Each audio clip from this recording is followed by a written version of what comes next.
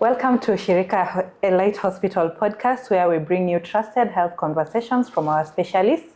My name is Philista Zaudi and I'm your host for today. Today we have our nutritionist on board. He will give us his trusted conversation on nutrition and health and lifestyle. So welcome, Dr. Thank you. Please introduce yourself and what you do on a daily basis. All right. My name is Dr. Odete Reina. I'm a consultant dietitian. I consult at Ushirika Elite Hospital. Yes. So would you please define for us what is nutrition, what is dietetics, what do you do on a daily basis at Ushirika? Okay. Yes. So basically, nutrition generally is a science. Mm-hmm. Okay. Basically giving us the particulars of food itself when it comes to livelihood and such kind of things. So basically it's all about food, how the body utilizes the food, its metabolism, right from digestion, all through to excretion part of it. So what it does to the body, what are the importance of it, and how does it really help when it comes to matters related to food. Now, dietetics part of it is now using diet in medical aspect part of it to treat maybe specific conditions. So you'll find if you have a specialty, then now you'll have to deal with diet to manage most of your medical conditions. So basically it's medical nutrition therapy. Medical nutrition therapy, yes. All right. Okay, so then it means that we have medical nutrition therapy when it comes to renal diseases and probably the GI and such like matters. Mostly when it comes to specific organs or specific areas of nutrition of the body, then they also need specific guidance on what will help the organs to thrive well, and also in the management part of it. Things to do with the renal, cardiac issues, kidney, general well-being. Then there are specific foods that will always help when it comes to specific managements. Yeah. So generally, do you think that there's a major role that nutrition and dietetics plays when it comes to preventing lifestyle diseases? Because I believe lifestyle diseases is more inclined towards nutrition than communicable or non-communicable diseases, if I may say. You'll find most of the lifestyle diseases are caused by generally how one carries out him or herself. So you'll find that plays a major role in management of most of, actually all lifestyle diseases, diabetes, hypertension, gut issues, renal problems. So if one considers food as important in making one's healthy living to be okay, then definitely nutrition always plays a major role, because whatever you eat will definitely define the outcome of the results of most of our specific organs, and also the general well-being of someone relies on what that person feeds on. So it's important to also check on what someone is feeding on specifically in regards to what are the importance of the end goal as to what we are eating. Okay, so basically what's in our plate may predispose us to a lifestyle disease. Definitely. All right. Yes. So now that we are discussing what's in my plate and a lifestyle disease, definitely no one wants to get into lifestyle disease issues and all that.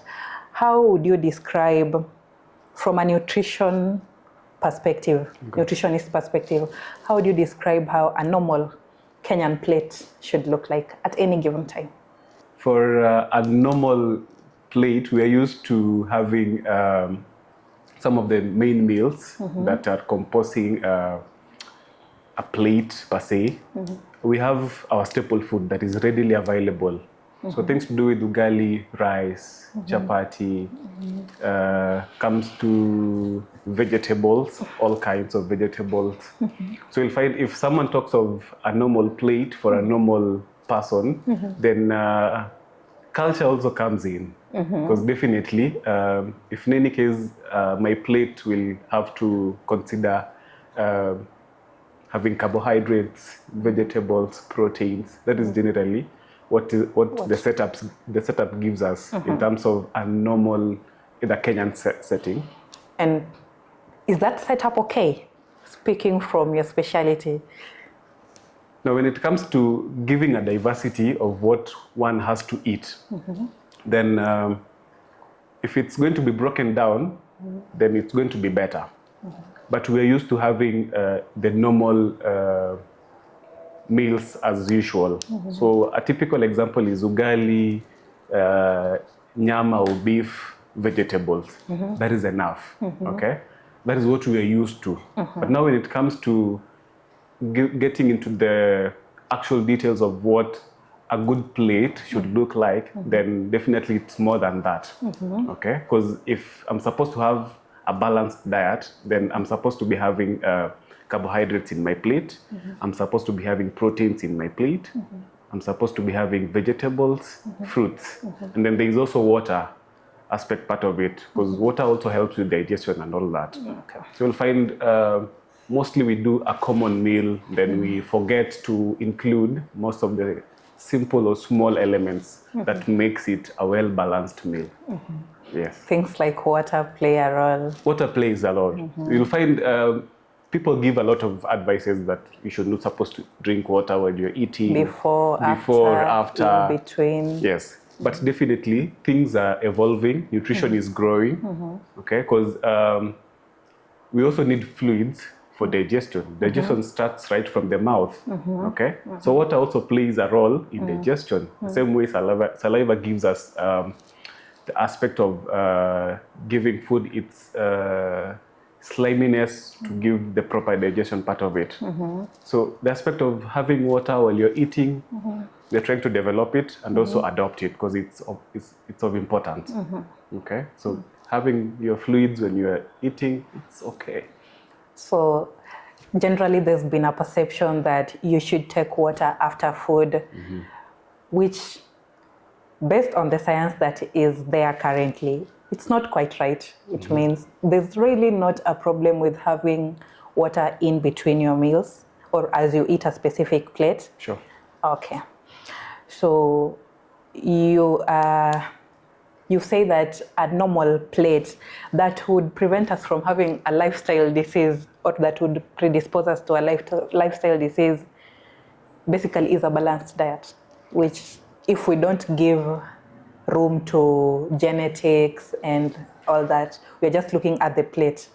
Yes. So definitely, if a plate is well placed, then it means it's giving the body what it deserves at the exact amounts and the exact quantities. Okay, because we also check on the calories and how is it going to be beneficial to the body. Okay, because there are elements that are digested and taken to the body. The body will only take a certain percentage. That's why, for example, if in any case we are eating ugali, how much or what are the quantities that you're supposed to eat? The body will only need like 300 grams. So the rest of it will be a waste. Okay? So if in any case we are planning a plate for a specific person, then we also need to check on the calories. How much am I supposed to give? Okay? Because that will also determine our body composition. Okay? So one's plate is also determined by someone's metabolic rate and also the anthropometrics, that is the weight, height, and all that, BMI, the classification of the nutritional class will also determine on what your plate will look like. Okay, so maybe we will discuss it in a later episode on just what our plate should look like. Okay. So one thing I know our viewers are eager to know is, anytime a nutritionist is mentioned, they click diabetes. Okay. Yes. Would you explain to us diabetes from a nutritionist point of view? What is happening in the body nutritionally? What do you do from where you stand as a nutritionist with a diabetic patient? So basically we are known to give advice in terms of food when it comes to such management. So diabetes is basically elevated sugars in someone's body, okay? Yeah. So it means either the body is not utilizing the insulin that is already there, or it's resistance to the insulin that is produced, okay? So there are certain triggers that can cause such to happen, okay? So we have type 1, type 2, we have gestational diabetes, so there are different classes. So when it comes to food specifically, and its concerns to diabetes per se, you'll find that there are certain foods when someone consumes them, they will always spike our blood sugars, okay? When someone consumes a typical example like ugali that all of us commonly eat, so there's something that we call a glycemic index. So certain amounts of these will be digested, broken down. So ugali itself, when someone eats it, when the breakdown goes, it is stored in form of glucose. So when a test is done or a random blood sugar is done, then we always do glycemic index check to check on what are the ranges of your blood sugars. So there are certain foods that they have high glycemic index. So whenever they're consumed in high amounts, they will definitely raise our blood sugars. Okay, so that is for someone to be termed as diabetic, then it not only depends on the food itself. There are specific tests that also needs to be done for that to be confirmed. But in the backline of what nutrition plays in providence of the aspect of diabetes, then there are certain foods that will definitely make one to be predisposed to diabetes. Yes. Yeah, so it basically means that if we understand the glycemic index that a food has, and that would probably mean maize has or ugali has a higher glycemic index compared to sweet potato. Yes. Okay, so that is a whole other science on its own that we will dwell into. Okay. But just so that we understand, do you think we can reverse diabetes with nutrition therapy? That's a very hard question. The reversal of diabetes is quite hard. Whether it's type 1, type 2, gestational. Type 1, type 2, pre-diabetes, but we can manage, okay? Because once someone gets into a pre-diabetic state, then we are getting also into the aspect of a lifetime management. So we will be doing things to do with managing your sugars so that they don't spike or they don't go lower. Okay? Yeah. So it's always a therapy that gives us the aspect of making one understands what it does to the body and what a specific person needs to do in terms of managing someone's sugars. Okay. Yes. We live in a world where supplements are everywhere and they are being prescribed over the counter. Literally everyone is taking supplements because they get influenced from social media and so on. What's your take on supplements? You have any specification? Probably vitamin C supplement. Okay. I've seen that being given a lot over the counter. Yes. Supplements aren't bad. Of course, they have their own effects when it comes to maintenance and also the aspect of supportive factors in someone's health and also body. Vitamin C specifically has its own elements when it comes to supportive nutrition aspect. So from my end, for one to get supplemented, then there has to be a reason as to why that supplement is given. So either a deficiency or something like that.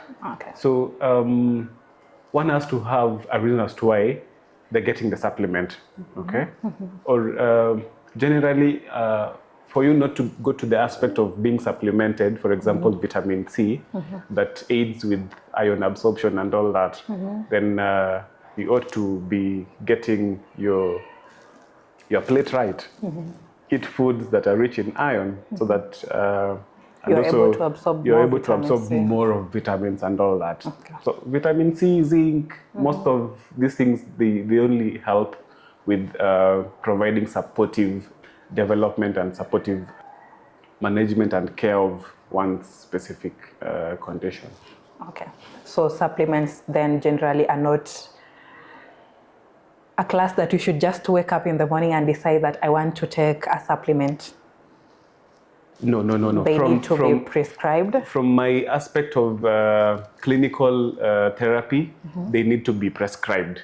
Because like I said before, the tests that are supposed to be done. We do caloric tests, we do electrolyte, extended electrolyte to tell us what the levels of some of these elements are. So if in any case there is a deficiency, then of course we'll have to supplement. If there is not, then we'll have to maintain a good food structure that will give us the maintenance of most of these elements. So, Daktari, we have come to the end of this episode, but this is just the beginning of nutrition on its own. We would like our viewers to please leave comments on what questions they have, what they'd like us to discuss with our nutritionist next time, and then we'll share them with you, of course, Daktari. Thank you for your time. You're welcome. Thank you for highlighting what you do. Thank you for giving us an insight of your world. Thank you. Yes, we are looking forward to learning more from you. You're welcome. Okay.